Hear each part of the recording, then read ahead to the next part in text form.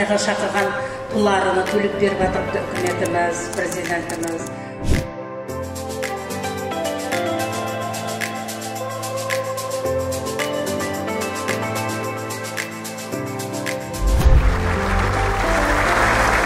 Сіздер біліңки, сіздердің арқаңызда президент тұрды, мемлекет тұрды. Сіздер еш уақыт шетте қалмайсыз. Соны біліңки, сіздер тек қана алдыға әрекет еттіңіз. Бұл жәмиетке мен не үлес қостым деп ойламаңыз. Сіздердің туры жолдан жүргеніңіз, туры оқып білім алғаныңыз, өзіңіздің жұмыспен бәнтленгеніңіздің өзі ең үлкен жәмиетке қосқан үлесіңіз болып есептеледі.